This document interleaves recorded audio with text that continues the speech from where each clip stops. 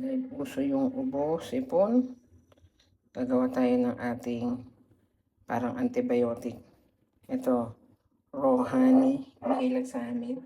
Dark and raw. Yan, galing sa Quezon Province yan. We have lemon, isang sibuyas, parang isang buong bawang na rin yan. At luya. Babalatan ko to. Ilalagay ko sa bote.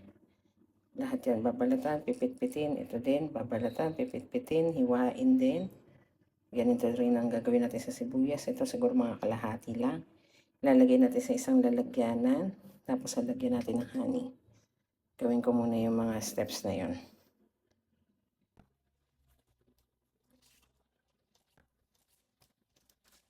Yan. Ready na yung ating pinipit na luya. Yan. Pinipit na bawang. Pinipit ko muna tapos saka ko iniwa yun.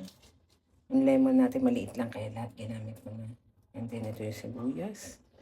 Binuksan ko na rin yung ating honey. Bali lalagay lang natin lahat yan dito sa bote. Yan. Halo natin para maganda. Ito yung lemon. Yan. Lalagyan pa natin yung gagawin natin. Lahat yan. Tapos sibuyas.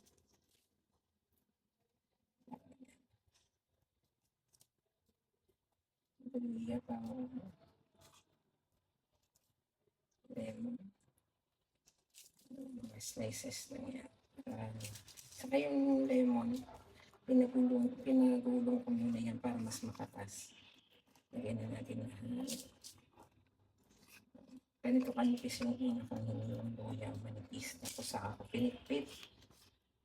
Tapos, nilagay din natin yung bawang ganun din, pinipit ko muna. Para lumabas talaga yung mga katas. Yan. Sabutin natin. Ilang araw pa yan. Pag lumabas na yung pinakapatas or juice na yun, yun yung gagamitin natin. So, lalagyan na natin yung ating raw honey. Yan. Bigay ito sa amin eh. Okay. Pwede na yan siguro. Hindi naman kayo sobrang dami. Tapos halo-haluin lang natin. Tapos natakpan ko na yan. Yan yung itsura niya na.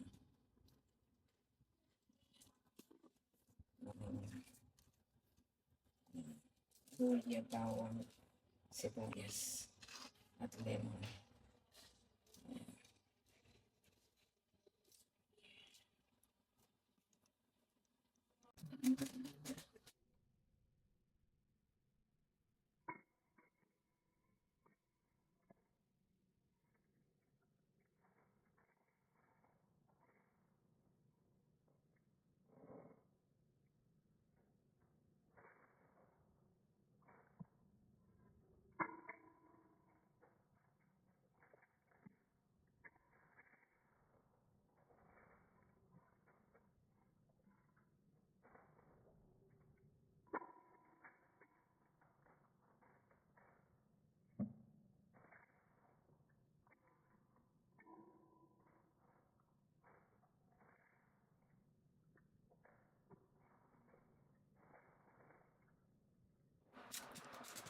Yan, mix na natin yung ating ginawang parang antibiotic natin. Natural remedy to eh. Para sa ubo at sipon. Yan o, may bawang, may luya, sibuyas, at lemon. Bawang, sibuyas, lemon at saka luya. Yan. Mix na natin. Takpan ko. Tapos din umaga bago kumain.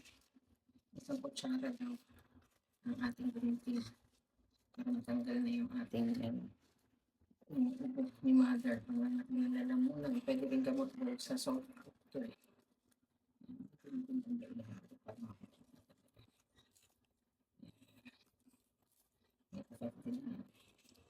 Magtutulig daw yan dahil sa gawa ng lemon, halo-halo na yan. Honey. So, segregate na natin for ilang days. Hanggang sa makakuha tayo ng juice niyan. Pwede rin timplahan. Isang kutsara din yan. Gagamitin mo. Titimplan mo sa mainit na tubig o kaya isang kutsara diretso lunukin mo lang. Kung carry naman. Yan yung magiging antiviral na gamot natin. Papapalakas ng immune system niya.